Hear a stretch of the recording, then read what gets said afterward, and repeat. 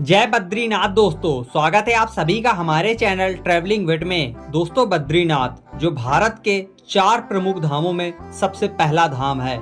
लाखों करोड़ों भक्तों का सपना होता है कि जीवन में एक बार बद्रीनाथ के दर्शन जरूर कर लिए जाएं, क्योंकि इनके दर्शन कर लेने मात्र से आप अनजाने में किए गए जन्मों जन्मों के पापों से आपको मुक्ति मिल जाती है और मोक्ष की प्राप्ति होती है। इसीलिए हर भक्त का सपना होता है बद्रीनाथ महाराज के दर्शन करने का। तो आज की इस वीडियो में हम आपको बताने वाले हैं बद्रीनाथ का संपूर्ण बजट प्लान। दोस्तों, कई सारे भक्त केदारनाथ भी जाते हैं, तो केदारनाथ की वीडियो मैंने ऑलरेडी बना दी है, जो आप जाकर देख सकते हैं। संपूर्ण बजट प्लान मैंने बताया है। 10 मई को केदारनाथ बाबा के कपाट खुल रहे हैं और बद्रीनाथ महाराज के कपाट 12 मई 2024 को सुबह 6 बजे ओपन हो जाएंगे। तो इसके अकॉर्डिंग अगर आप जाना चाहते हैं तो अपना प्लान बना सकते हैं। इस वीडियो में मैं आपको बताने वाला हूं कैसे आप बद्रीनाथ पहुंच सकते हैं, ऑनलाइन रजिस्ट्रेशन कैसे कर सकते हैं, वहां पर खाने पीने की क्या व्यवस्थाएं हैं, कितने दिन की यात्रा हमें बनानी चाहिए और best time to visit Badrinath का क्या होगा। ये सारी जानकारी, जो भी सवाल आपको बद्रीनाथ ट्रिप से रिलेटेड हैं, आपको इस वीडियो में दोस्तों मिल जाएंगे। तो वीडियो को आखिरी तक देखिएगा, सभी सवालों की जानकारी आपको इस वीडियो में दी जाएगी। तो चलिए जल्दी से दोस्तों वीडियो को शुरू करते हैं। तो दोस्तों, बद्रीनाथ धाम पहुंचने के लिए आपको सबसे पहले ट्रेन बस से आना होगा हरिद्वार।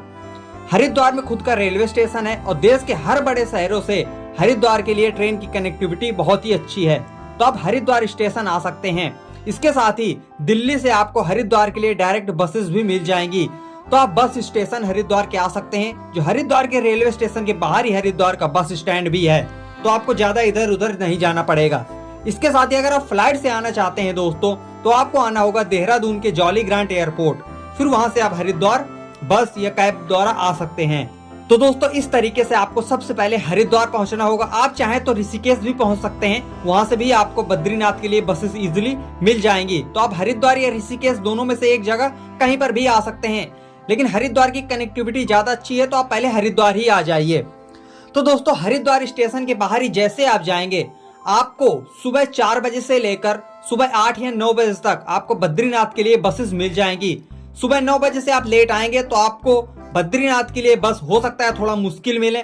तो आप कोशिश करें कि सुबह सुबह ही 4-5 बजे आप हरिद्वार पहुंच जाएं। लेकिन अगर आप लेट पहुंच रहे हैं, ट्रेन लेट आ रही, बस से आप लेट हो जा रहे हैं, तो आप एक दिन में हरिद्वार घूम लीजिए। मैंने हरिद्वार की भी वीडियो बना दी है, आप जाकर चेक कर सकते हैं। फिर अगले दिन सुबह आप जल्दी बद्रीनाथ के लिए निकल सकते हैं। दोस्तों, हरिद्वार से आपको बस मिल जाएगी बद्रीनाथ के लिए, जिसकी दूरी लगभग 300 किलोमीटर है और 10 से 12 घंटे आपको लगने वाले हैं। तो सुबह जल्दी ही बस निकल जाती है। बस के प्राइस की बात करें तो 800 से 1000 रुपए रहता है। आप चाहें तो पेटीएम या रेड बस से जाकर ऑनलाइन बुकिंग कर सकते हैं। 100-150 रुपए उसमें ज्यादा आपका लगेगा, तो ऑनलाइन बुक करके भी आप रख सकते हैं, टेंशन फ्री रहेंगे।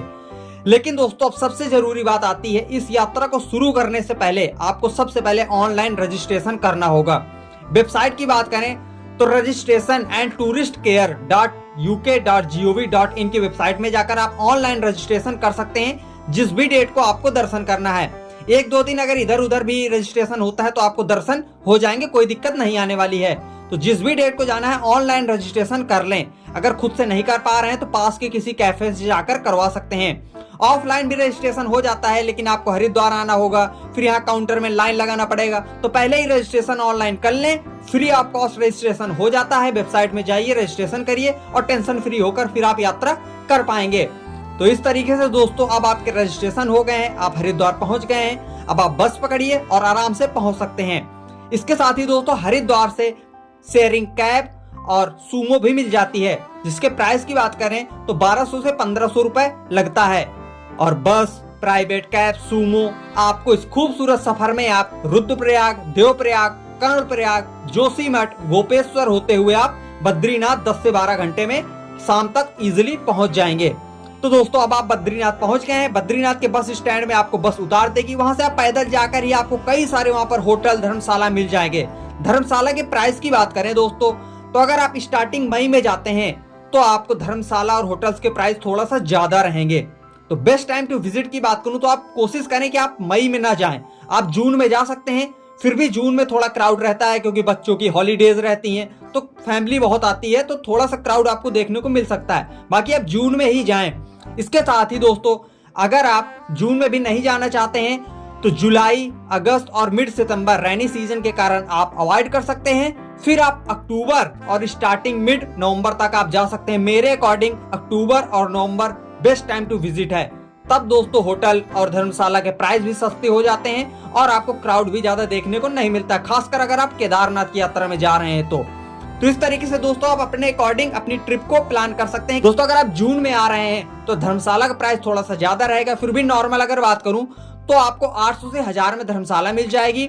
इसके साथ ही अगर आप होटल लेते हैं तो 1200 से 1600 और 1800 तक आपको डबल बेड नॉर्मल होटल्स मिल जाएंगे। बाकी आप 3000 4000 तक के भी होटल्स ले सकते हैं अपने बजट के अकॉर्डिंग।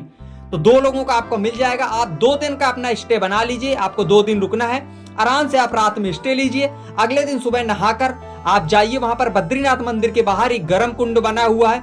दोस्तों यहाँ पर जितना गर्मी होगी पानी उतना ही ठंडा होता है और जितना ठंडी होगी पानी उतना ही गर्म होता है। तो यहाँ पर आप स्नान करिए, आपके कई रोग यहाँ पर धुल जाते हैं ऐसा माना जाता है। तो गर्म कुंड पर स्नान कर अब जाकर बद्रीनाथ बाबा के दर्शन करिए। आपको आधा से 1 घंटे में दर्शन इजिली हो जाएंगे। दोस्तों 4 धाम में सबसे प्रमुख धाम है, दोस्तों यहाँ पर साक्षात भगवान विष्णु विराजमान है, तो उनके दर्शन करिए और अपने जीवन को धन्य बनाइए। आपको आधा से 1 घंटे में दर्शन हो जाएंगे। मंदिर प्रांगण में बहुत सारे मंदिर हैं, लक्ष्मी मंदिर, हनुमान मंदिर, तो उनके भी आप दर्शन कर सकते हैं। दोस्तों फिर इसके बाद बद्रीनाथ बाबा के दर्शन करने के बाद वहां से 3-3.5 किलोमीटर का ट्रैक कर आप चरण पादुका जा सकते हैं। दोस्तों यहाँ पर माना जाता है कि भगवान विष्णु के चरण के निशान बने हुए हैं, तो उनके दर्शन करिए और यहीं से आपको भगवान नीलकंठ महादेव का खूबसूरत पर्वत देखने को मिलेगा। ऐसा लगेगा कि साक्षात महादेव ही बैठे हुए हैं। तो नीलकंठ महादेव के दर्शन करिए, फिर वहां से आप वापस आ जाइए। आसपास बद्रीनाथ में आपको खाने पीने की कोई दिक्कत नहीं आने वाली है। 150 से 200 में आपको भरपेट खाना मिल जाता है। 1 दिन की मील की बात करें तो 500 रुपए आपका लगने वाला है अगर आप नॉर्मल खाते हैं तो 2 दिन की मील का हो गया आपका 1000 रुपए।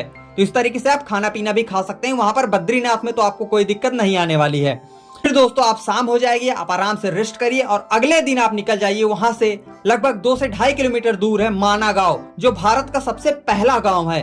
तो वहां पर जाइए। वहां पर दोस्तों गणेश गुफा है, माना जाता है कि यहीं पर गणेश भगवान जी ने महाभारत लिखी थी, तो उनके दर्शन करिए। वहीं से थोड़ी दूर पर है दोस्तों व्यास गुफा। इसको देखने पर आपको लगेगा जैसे कोई उपन्यास का पुस्तक रखी हुई है।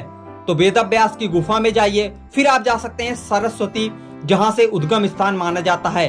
खूबसूरत दोस्तों आपको दर्शन होंगे। सरस्वती माता का उद्गम स्थान देखिए, उनके दर्शन करिए। और दोस्तों आप चाहें तो वसुधरा ट्रैक भी कर सकते हैं। इसमें दोस्तों आपको लगभग 5 से 6 घंटे लगेंगे। माना जाता है कि पांडव यहीं से स्वर्गीय यात्रा में गए थे।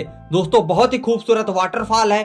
माना जाता है कि ये वाटरफॉल की बूंदें पापी इंसान के ऊपर नहीं गिरती हैं। तो बहुत ही रहस्यमय वाटरफॉल है। आपको वसुधरा फॉल्स तो जाना ही चाहिए। अगर आप 2 दिन की ट्रिप बना रहे हैं, अगर आप माना गांव जा रहे हैं, आपके पास टाइम है, तो आप वसुधरा का ट्रैक भी कर सकते हैं। तो इस तरीके से दोस्तों 2 दिन में आपकी बद्रीनाथ की यात्रा आसानी से हो जाएगी। अब आप शाम को आइए और शाम को ही बद्रीनाथ बस स्टैंड जाकर अपनी वापसी की बुकिंग हरिद्वार या ऋषिकेश की करा लीजिए और सुबह जल्दी आप 4 बजे बस में बैठकर वापस आ सकते हैं। तो लगभग 4 दिन की आपकी ये यात्रा दोस्तों रहेगी। बाकी आप अपने अकॉर्डिंग कम ज्यादा कर सकते हैं। कम तो नहीं होने वाला है, 5 दिन 6 दिन जितने दिन भी आपको लगाना है। आप केदारनाथ भी जाएंगे तो उसके अकॉर्डिंग मैंने आपको सब कुछ बता दिया है।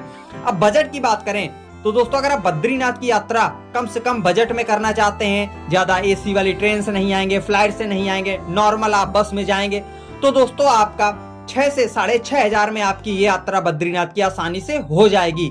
मैं भी गया था दोस्तों, तो मेरी 7000 में यात्रा आसानी से हो गई थी। उसमें मैंने हेमकुंड साहिब की भी यात्रा करी थी, जिसकी वीडियो दोस्तों जल्दी ही आने वाली है।